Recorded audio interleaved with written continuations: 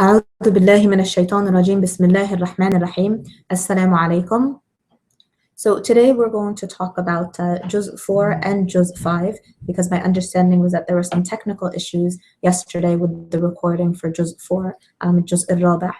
So the Juz al-Rabi' is the end of Surah Ali Imran and into up until Ayah 23 of Surah An-Nisa, and the fifth Juz, the Juz 5, continues into Surah An-Nisa.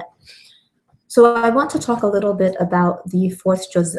Surah Ali Imran, the ending part of it focuses on the Battle of Uhud. And in it, we can see many analogies as to what we can learn from the tribulation or the struggle that the Muslims had during the Battle of Uhud, and how we can take a warning from it to improve ourselves. So when we look at Surah Ali Imran, we can look at the ayahs verses 102 through 104 are verses that I find very important and near and dear to my heart. The verses 102 to 104 give us three very important pieces of advice as to how we can live our lives. Verse 102 is translated as, "O you who believe, fear Allah as is His right that He should be feared, and do not die except while you are Muslims, or you are of the Muslims." When this verse was revealed, surrounded the Rasul sallallahu alaihi wasallam, quaked a little and quivered and questioned, how can we fear Allah subhanahu wa ta'ala the way that He deserves to be feared, the way that is His right to be feared? And the Rasul sallallahu alaihi wasallam spoke to them of the concept of taqwa, acting in everything that we do, not only knowing confidently that Allah subhanahu wa ta'ala sees all of our actions, but acting as if we also see Allah subhanahu wa ta'ala. And this is true taqwa, acting with sincerity, and it requires a lot of inner reflection and questioning ourselves why we are doing something, and questioning our intentions at every stage.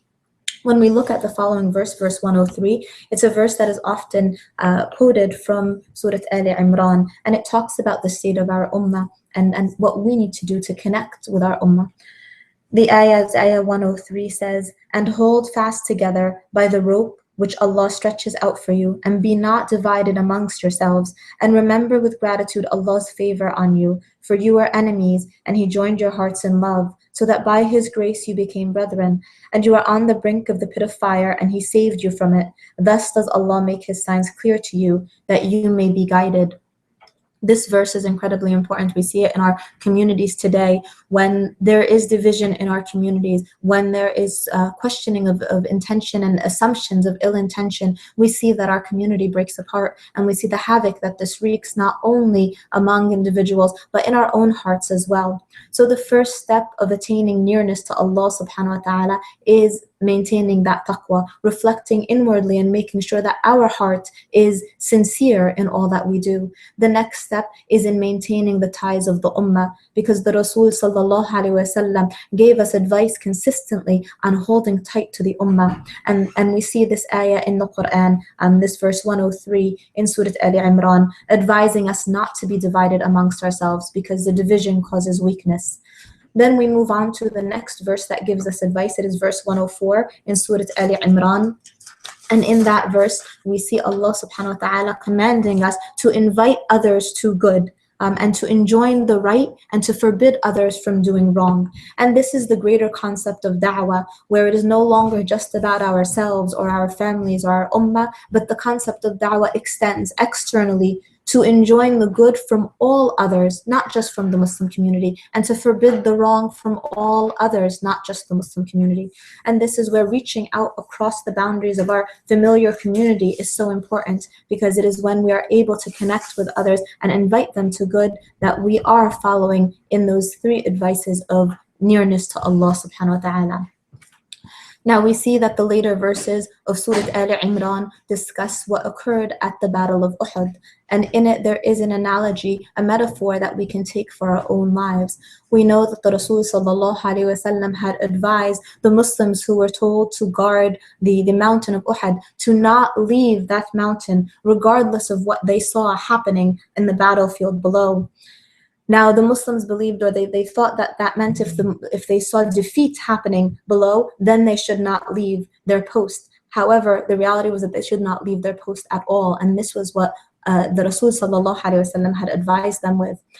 However, once they saw what looked like the Muslims had won, they were kind of excited by the idea of reaching the spoils of war, and they wanted to share in the spoils of war. So they disobeyed the commandment of the Rasul sallallahu alaihi wasallam, and they left their post. And we know that then those who were attacking Islam went up the mountain, and in that way the Muslims were defeated rather than winning the battle when they could have initially won. So we see that in that situation, we can reflect upon our own lives. Here in the dunya, we are faced with shubahat all the time. We are faced with things that want to pull us away from our own battle of Uhud, and out that mountain of Uhud. And even though we may not be actually standing on a mountain, we all have our metaphoric mountain of Uhud. And we all must guard our own hearts in the same way that Rasul sallallahu alaihi wasallam commanded the Muslims to guard the mountain of Uhud that day. And yet it's so easy sometimes to be pulled away from our post. It's so easy to not remain steadfast. And this is where we must rely on the Quran, and we must rely on the Sunnah of the Rasul sallallahu alaihi wasallam, and follow the commandments that we are given in order to maintain that steadfastness and to avoid what occurred at the Battle of Uhud, of being pulled away. And we can do that through taqwa, through remaining as one ummah and not being divided, and through enjoining the good and avoiding what is wrong and forbidding the evil. Now, if we move forward and we look at Surah An-Nisa, we look at Surah An-Nisa and we see that the surah opens with a verse that talks about how both men and women are created from a single soul, and that it is Allah subhanahu wa ta'ala who has created both men and women to fear Allah subhanahu wa ta'ala when they are with each other, and that Allah subhanahu wa ta'ala is, of course, the ever watchful. These ayahs, the beginning ayahs of Surah An-Nisa, are reminiscent of the ayah in Surah Al-Ahzab, which talks about the believing men and the believing women, the chaste men and the chaste women, the men who guard their private parts and the women who guard their private parts. And that verse ends, of course, by saying that women and who follow the commandments of Allah subhanahu wa ta'ala will have great reward from Allah subhanahu wa ta'ala. And so we see Surah An-Nisa begins with these explanations of the rights of the women, the rights of the orphans, the rights of the wives, and it continues by delineating both the rights and the responsibilities. Yet in Juz 5, which is the Juz that starts at ayah 24, verse 24 of Surah An-Nisa, and continues to verse 144 of Surah An-Nisa, there is one ayah in particular that I want to talk about in Juz 5, and it is ayah 34 in Surah An-Nisa. And it's an ayah that's the non-Muslims, and so it's worth looking into a little bit.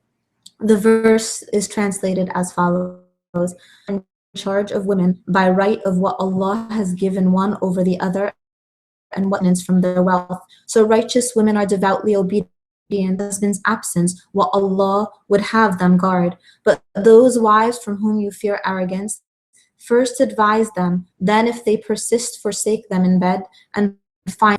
But if they obey you once more, seek no means against them. Indeed, Allah is ever exalted and grand. Now, this ayah is often discussed in many circles as a question of why would the ayah say that the man can strike the woman, that the husband can strike the wife if he fears that she is disobeying or if she acts in disobedience.